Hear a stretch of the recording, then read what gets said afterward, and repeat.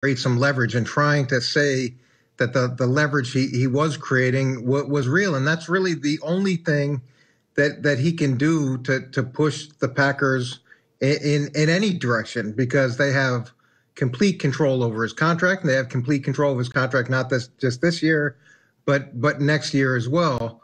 But you're always worried when a guy does start bringing up retirement. And you're right with Brett Favre. That was one of the things I was concerned about, bringing a guy in. And look, I loved Brett Favre as a person and loved having him. But in bringing him in, you're thinking you've built this young roster, you've built a philosophy, an approach, and now you're going to totally change it to make sure that Brett is as successful as possible. What if early in training camp he decides he's done? What if he decides 3 games into it he's done, and now you've changed everything so dramatically to adjust to him? It's a major concern when guys start talking that way. Yeah, Bill Belichick. Well, you told me during the break Belichick talked about this.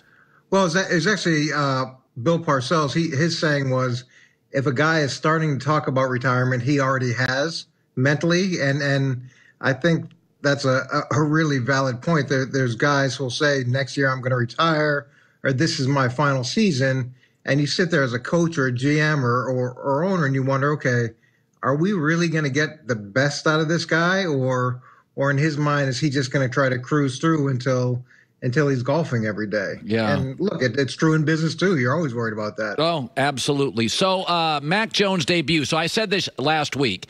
I could envision the Patriots thinking 2 things. Number one, hey, we don't have a ton of playmakers. Cam gives us some playmaking ability, especially in the red zone. We're going to be a running team this year. We don't have a lot of great perimeter weapons. We're going to screen it, run it, trap it. He's really good at that. Or I could see them saying, we don't have enough offensive firepower to overcome mistakes. Mac is a system guy. He'll manage it, get us out of trouble at the line of scrimmage, accurate thrower. I could see him making an argument for both. You're feeling this morning which way they'd lean on who starts for the Patriots.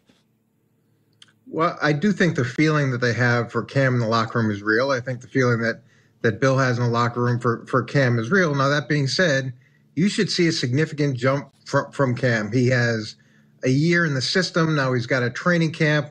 You should see major progress from where he was. And if they're not seeing that, at some point you think you've got to invest now in the young kid. And as much as there's no pressure on Bill, or we say there's no pressure on Bill because of all the things that he's done, when you've got a first-round draft pick and you spent $120 million or 100, whatever they spent, which was a ton, ownership will put pressure. The fans will put pressure, and you'll feel that regardless of who you are. It's going to be really interesting to see tonight how Mac Jones does, because now he had 2 or 3 days working against the Eagles, so he has familiarity with the players. He has familiarity with the scheme.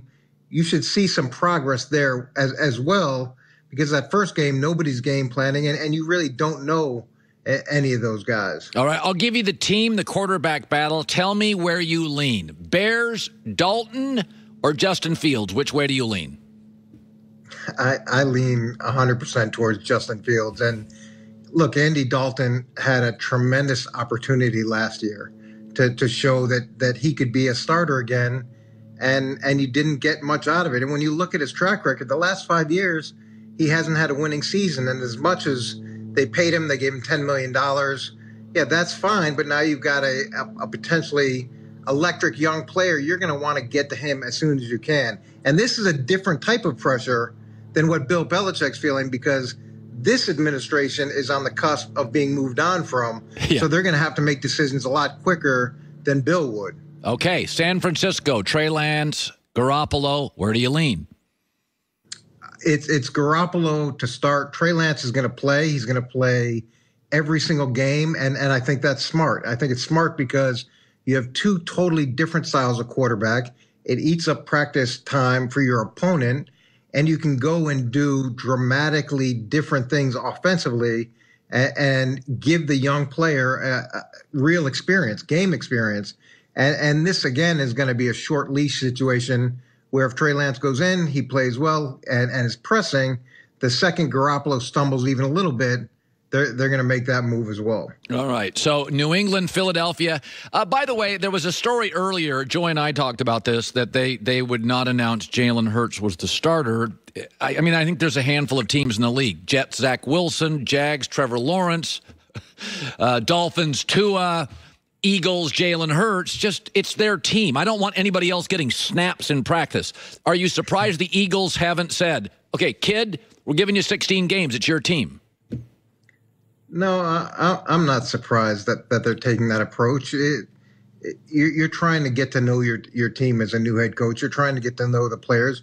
You're trying to make sure that you understand what you have, both good and bad, from everybody on the team before you just come in and make these grand pronouncements. Magic is the only guy because he inherited Kareem. And even he would go to the finals and lose. Tragic Johnson, come back and win. Then he would lose. This stuff is hard, and it explodes. A lot of self-blaming on this stuff. It was a wild success. For 5 years, they won 3 titles, and if not for the Achilles heel of Kevin Durant, certainly nobody's fault, they win 4. It is magnificent. And they dominated the West. I mean, it just, you see how hard it is for Milwaukee. You see how hard it is for Miami. This is hard for great players. I look at this stuff. They literally set offensive records. They changed the game. People started copying the Warriors, and they didn't even have the personnel to copy them. You'd see teams without elite shooters shooting 30 threes a game, and you're like, you don't have any guys that can shoot a 3. This is nobody's fault. We got to get past that. It was going to end. Salary cap, the bench was thin, Iggy was old, Quinn Cook was playing, rolled the die. These guys have all physically fallen apart since that. This dynasty wasn't going anywhere. This was the last year of it, and they would have won, and they were favored to win, and the Achilles heels goes.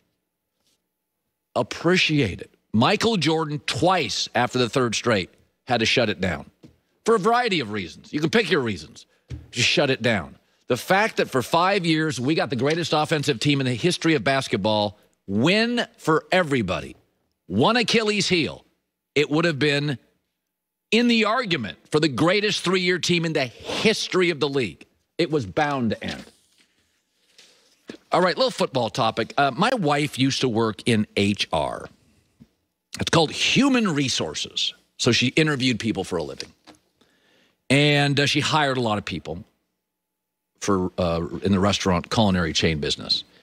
And